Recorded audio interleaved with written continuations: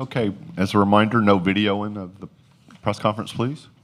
And we'll take opening comments from Coach Oats, and then we'll go directly to the players. Yeah, obviously not one of our better games. You know, Florida's a very good team. We, said going to this tournament, we want to be the hardest playing, toughest team on the floor. We were not today, particularly in the second half. Thought they made a lot of tough plays, started right out of the gate in the second half with all the old boards in the first possession. I didn't think we competed hard enough on the rebounds. We didn't do a good enough job on defense. You know, they started the second half, a 17-5 run the first 5.5 minutes. It's not what we expected out of this group to start the second half, so we just going to have to regroup, see how bad we want to try to make a run again in the NCAA tournament this year. You know, we'll find out where we get sent, who our opponents are tomorrow, and try to regroup. You know, we did a pretty good job regrouping last year. I think we can, make another run this year, but we're going to have to play a lot better than we did in the second half this game. Okay, raise your hand. We'll start here in the middle, right? For either of you two, how do you, as veterans, kind of stop a 17-2 run like that? What are steps that you have to take to maybe limit the damage, stop the bleeding? I feel like it's pretty simple. It's not easy, but it's simple. You got to regroup and, hey, man, like, this SC tournament, it's March. So at the end of the day, like, stuff that caused a 17-2 run, it had nothing to do with basketball, just toughness, discipline, just playing hard, like Coach said. Mark, question for you about just what you as a guard group need to do better to make sure that performances like that doesn't happen again in the tournament. We just gotta continue to be just tough on defense, and we gotta do a better job of making shots easier on the offensive end. In the back, and then right here. Question for Mark to Coach Oates' point. Last year, similar situation. We're able to make a run to the Final Four. What is going to be your message to the team to make sure that something like that happens again? We just gotta regroup, and just regroup. That's all we gotta do.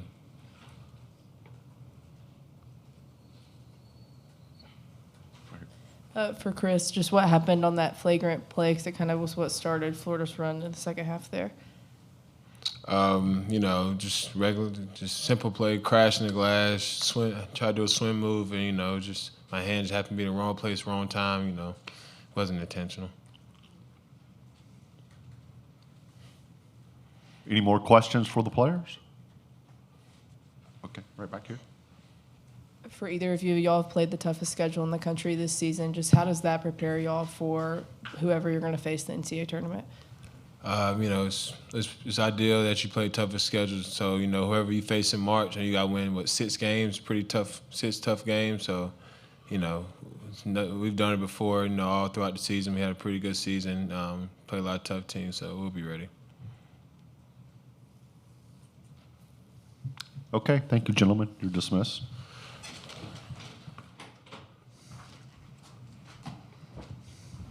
Chase Goodrow with the Tuscaloosa News. Coach, could you give us any kind of an update on Nelson and what it might look for him going forward? Yeah, he got that knee injury, and I'm not exactly sure what it is. I don't think they're thinking it's anything with a with an ACL or anything like that. I don't.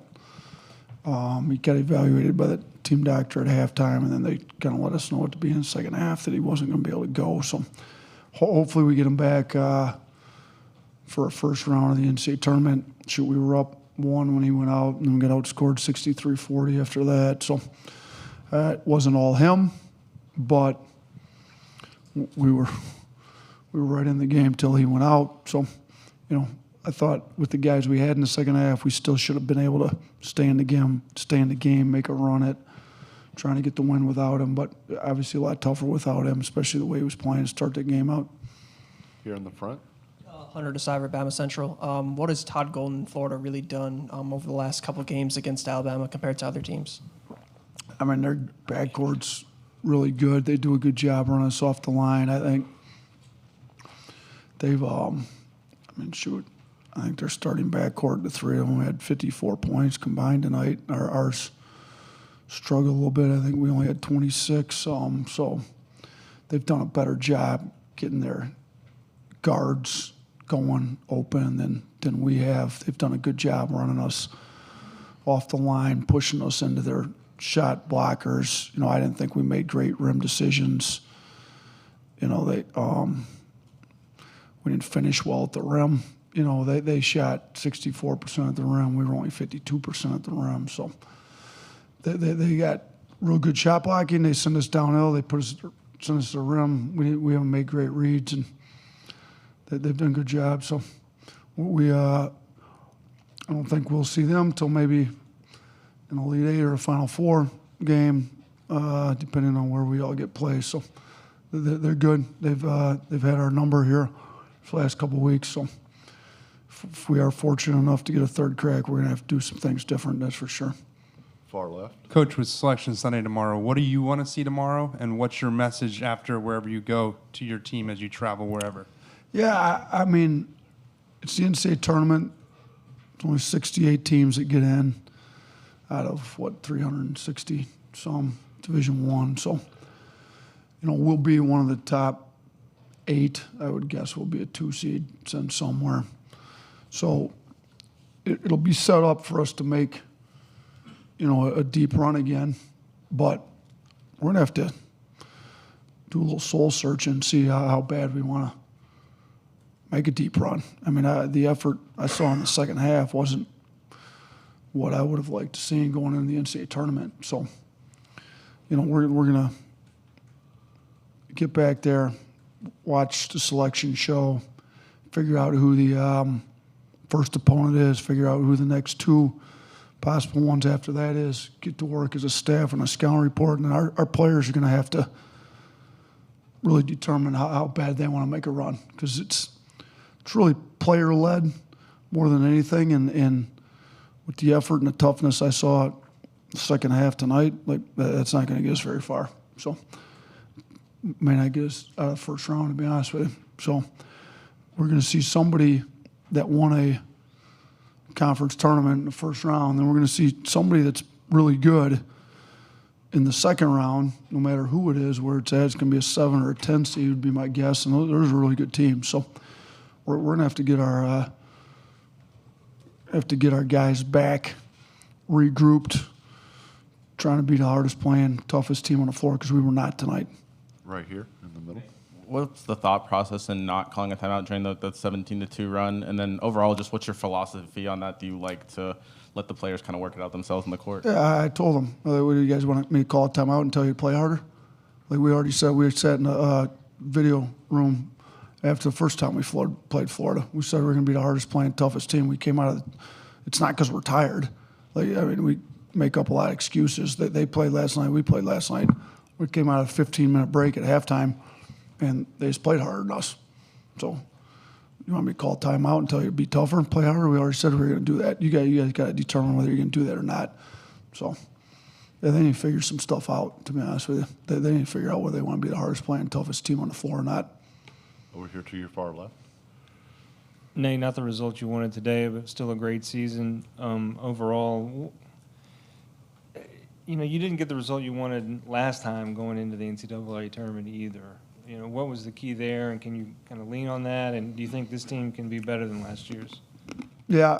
So last year we thought we were really on a slide. What did we lost 3 or 4 maybe, counting the SEC tournament. This year, 3 or 4, or no, 3 or 5, because we won first round here and beat Auburn at Auburn. So, in the Tennessee game, I thought we actually competed, played hard. That loss was on me more than on anybody. So I think we're close to being an elite team that can make another Final Four run, but I don't know how many times, we can play somebody and basically the loss is because we didn't play hard enough. That's still frustrating. So I think the lesson learned last year was we're not going to get anywhere, being the 110th or whatever we were, 112th ranked defense in the country. We're going to have to determine we're going to actually guard somebody. And we did. For 4 straight games in the NCAA tournament, we played really good defense. We got everybody to buy into playing hard on the defensive end. Our defense is good enough to make a 4-game run. We put together some pretty good scouting reports, I thought, that fit, and we knocked off some pretty good teams. So, our defense wasn't great today, but it's been better. I thought yesterday it was really good. Now Kentucky's a little decimated, and their personnel wasn't as good as what maybe, obviously, what we saw today, or even what maybe we'll see in the second round of the NCAA tournament. But I thought our defense was good at Auburn. Thought our defense was really good at Tennessee.